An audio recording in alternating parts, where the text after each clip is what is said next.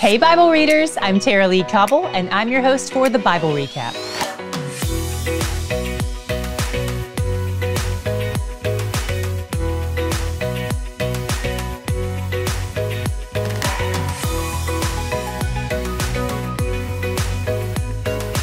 Yesterday, Jacob and his family fled from Laban to head back toward Canaan, which is where his brother Esau lives, the one who wanted to kill him.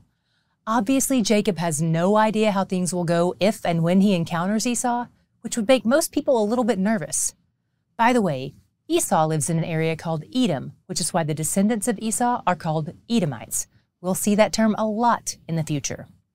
Jacob sent some messengers ahead of him to smooth things over if they encountered Esau, and the messengers came back saying, "He's coming and he's got 400 guys with him." Uh-oh. So Jacob divided everyone and everything in half so that if Esau attacked, he couldn't take it all. He's strategic. He's maybe driven by fear, but there's also this really beautiful moment where he's humbled and he praises God for his provision. He acknowledges his reality. In 32:9, we see the first time Jacob addresses God by his name. And in 32:10, he says, "I am not worthy of the least of all the deeds of steadfast love and all the faithfulness that you have shown to your servant." And in the midst of fearing the worst, Jacob remembered God's words and appealed to him with reminders of the specific promises God had given their family. Then he sent a present ahead to Esau to appease him. If someone sent me 550 farm animals in the mail, I would not view that as a gift, but these are different times. Then he sent his wives and kids ahead of him and spent the night alone. During the night, he wrestled with God. Doesn't most of your wrestling with God happen when you're alone and even at night? Jacob is literally wrestling, though. He doesn't appear to be having a vision. This doesn't appear to be a metaphor, mostly because he leaves with an injury. This instance is another theophany, an appearance of God on earth. And more specifically, since the Hebrew word used here is Elohim, that implies creator and judge. I'm inclined to believe this is another encounter with God the Father, like the encounter Abraham had in chapter 18. They wrestled all night, and as the sun is rising, Jacob tells him that he won't let go until he blesses him. The man replies, "What is your name?" Don't let this fool you. God often asks questions he knows the answers to.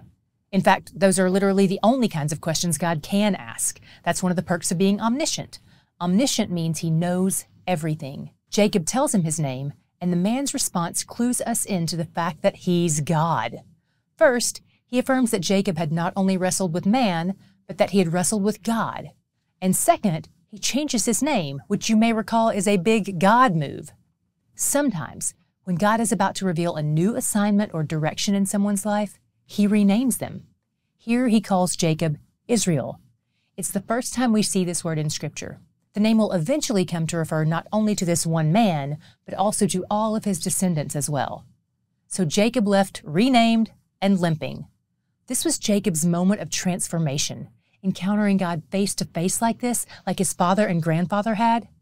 Finally, his faith is starting to become his own. Then Jacob Israel continues on his journey. He stacks up his people in order from least loved to most loved, and they eventually run into Esau, who actually seems excited to see him. They have a nice little chat, and then it becomes hard to tell if they're actually being humble and kind or if they still don't trust each other. But then it becomes clear where Jacob stands, at least. He agrees to follow Esau, but after Esau leaves, he heads south and Jacob goes west. He was heading toward the land of Canaan, where God had called him. He bought some land and he erects something on it to commemorate the occasion, but for the first time, it isn't a pillar. For the first time, it's an altar. Not a Canaanite memorial, not a pagan ritual, but an altar. And he names it El Elohe Israel, which means God, the God of Israel.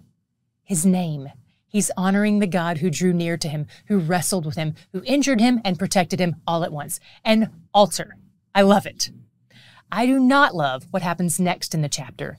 Here, Dinah, one of the daughters among the dozen kids of Jacob, is the new girl in the new land that they've moved to, Shechem. In Shechem, there's a guy named Shechem, and his dad is a man of status in the land. Shechem falls in love with Dinah, or at least Dinah's appearance, and he rapes her. After that, he wants to marry her, so he tries to get his dad to negotiate an arrangement with Jacob. Jacob and his sons are outraged, and rightly so. The text makes it clear that rape is taken seriously among their people, but Jacob sits passively by while his sons make a plan. They do it in much the same way Jacob always makes his plans, which is to say, in a sneaky way. They plan to kill all the men of the land in retaliation for what Shechem did to Dinah. They tell them that they all have to be circumcised, a kind of forced false conversion. So Shechem and his dad agree on behalf of everyone in town. I can't imagine what the other men of the land feel about this. Shechem is a man of status and caliber in town, but his actions and attitude reveal that he has a grand sense of entitlement. He may have had power, but in my opinion, when it came down to it, he didn't have character. On the third day after all the men in the town were circumcised, Simeon and Levi, who were two of Dinah's full brothers in their blended family, entered the town, killed all the males, and rescued Dinah. Then they captured and plundered everything. Jacob disapproved, but mostly because he was afraid of retaliation.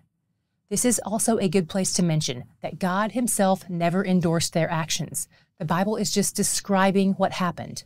And in fact, later in Scripture, we'll see more about God's response to their response to Shechem's sin. Sit tight. What was your God shot today? I loved seeing how God changes hearts. Even though difficult circumstances are often his tool of choice, but that's possibly because they seem to be the most effective. He used a scary situation to humble Jacob when he was about to see Esau. Then when Jacob was humbled and alone, God drew near to him, wrestled with him, renamed him, changed him. Jacob went from being the man who erects pillars to the man who builds altars. But rest assured, Jacob is still a work in progress. He still lies and manipulates, and even his response to the slaughter at Shechem was still self-focused.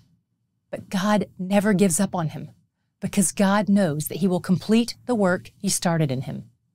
And I think Jacob is starting to feel the desire to grow in that direction of becoming the new man with the new name, the man whose actions reveal his trust in God, the man who knows that he's where the joy is. We don't want to just help you read the Bible. We want to help you study the Bible. And we want to help you engage with others who are also studying the Bible. So we've built out 2 tools that we hope will help you.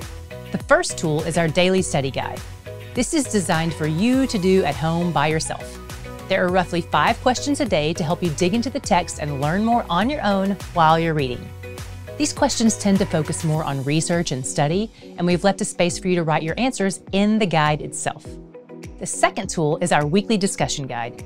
We designed this for a group leader to use in guiding others through a discussion about TBR once a week. It has about 10 questions per week, and they're totally different questions from the daily study guide, but they work together perfectly. The weekly discussion questions are more reflective and personal, so they'll help you build relationships as you work through Scripture together. To get your copies of these or see sample pages from each, check out the store at thebiblerecap.com or click the link in the description box.